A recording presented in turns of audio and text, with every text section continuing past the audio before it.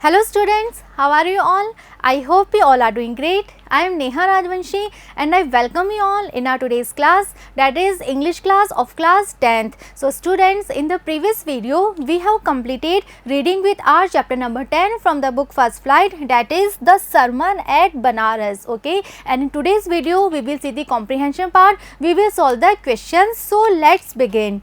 Question first. When her son dies, Kisa Gautami goes from house to house. What does she ask for? Does she get it? Why not? Okay, so in this question we have to tell that when the son of Kisa Gautami dies, okay, then she goes from house to house, right? So what was the reason? What was the thing that she was asking for? Okay, next we have to tell that does she get it? Okay, so the thing that she was asking for, so was she able to get that thing? Next we have to tell why not, what was the reason that she was not able to get that thing. Okay, so let's see the answer.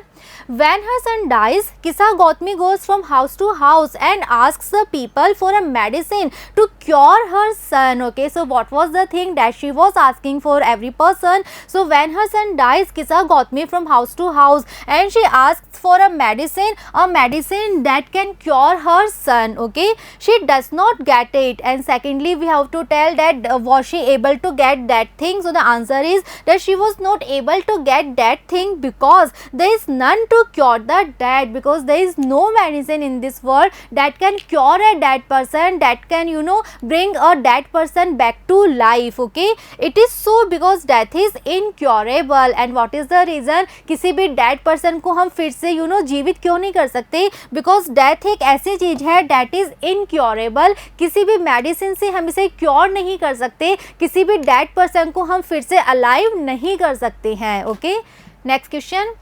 Kisa Gautami again goes from house to house after she speaks with the Buddha. What does she ask for the second time around? Does she get it? Why not? Okay, so in this question we have to tell that when finally she met with Gautam Buddha and उन्होंने अपनी सारी problem बताई थी और गौतम बुद्धा से भी उन्होंने same चीज़ कही थी, उन्होंने वापस से एक मेडिसिन मांगी थी जिससे वो अपने बेटे को क्योर कर पाए. Okay, so after meeting with Gautam Buddha one more time she goes from house to house. Okay, एक बार और सेकंड टाइम वो फिर से एक एक घर जाती हैं. सो दिस टाइम वो क्यों गई थी? इस बार वो उन्हें क्या चाहिए था? इस बार वो क्या मांग रही थी और क्या उन्हें वो चीज़ मिल जाती है? And why not? Okay, so second round में वो क्यों गई थी? सेकंड राउंड में इस बार उन्हें लोगों से क्या चाहिए था और क्या इस बार उन्हें वो चीज़ मिल जाती है? और अगर नहीं मिलती है then what was the reason? Okay, so let's see the answer.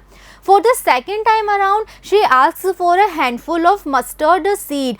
The Buddha tells her that he will cure her dead son. Okay, so second time जब वो जा रही थी from house to house, then she was asking for a handful of mustard seed. Why? क्योंकि गौतम बुद्धा ने उनसे कहा था that he will cure her son. Okay, for that she should bring a handful of mustard seed. और उसके लिए उन्हें one handful of mustard seed लाने थे.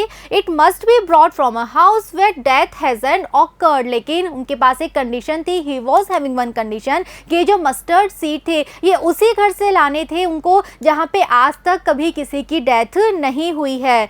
She does not get it because she can't find such a house where death has not occurred. And this time also she was not able to find it, she was not able to get it. Why? Because she was not able to find a single house where death has not occurred. जहाँ आज तक कभी किसी की death हुई ही ना थी, ऐसा उनको एक भी सिंगल घर नहीं मिला था. Now she knows that death spares nobody who has been born. और अब किसा गौतमी को फाइनली ये ट्रुथ समझ में आ जाता है, फाइनली फैक्ट समझ में आ जाता है कि डेथ एक ऐसी चीज़ है जो किसी को भी स्पेयर नहीं करती, डेथ से कोई भी बच नहीं सकता. No one can escape from death. जिसका आज तक बर्थ हुआ है, जिसने इस धरती पे, इस अर्थ पे जिसने जन्म लिया है, उसे some or the other day he has to die. No one can avoid death, no one can escape from death. Okay, Next question, what does Kisagotami understand the second time that she failed to understand the first time?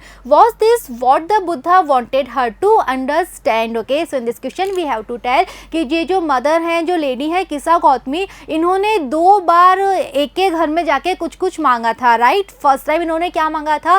First time she was asking for a medicine, right? A medicine that can cure her dead son, okay?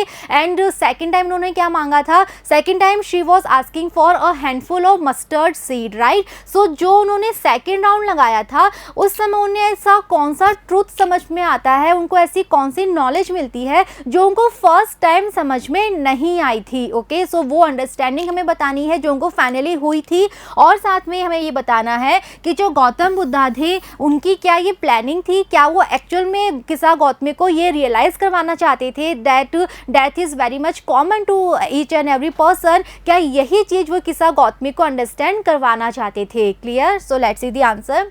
She now understands that death is inevitable and that she was being selfish in her grief. Okay, so अपने second round में जब वो handful of mustard seed मांग रही थी, वो पूछ रही थी कि इस घर में क्या आज से कभी किसी की डेथ नहीं हुई है, and she was not able to find such a single house, then only she was able to understand that death is something inevitable and that she was being selfish in her grief. She thinks over the fate of man, और अब उनको समझ में आ रहा था that is the ultimate destiny of humankind.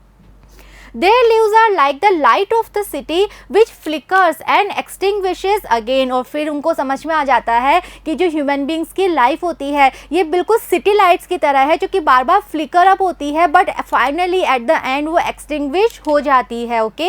Yes, it is this truth that Gautam the Buddha wanted her to understand. और second हमें बताना था कि क्या गौतम बुद्धा एक्चुअल में यही चीज़ उनको समझाना चाहते थे, यही चीज़ उनको रियलाइज़ करवाना चाहते थे. So the answer is yes. This is the thing, this is the fact, this is the reality that Gautam Buddha wanted to make her understand. Clear?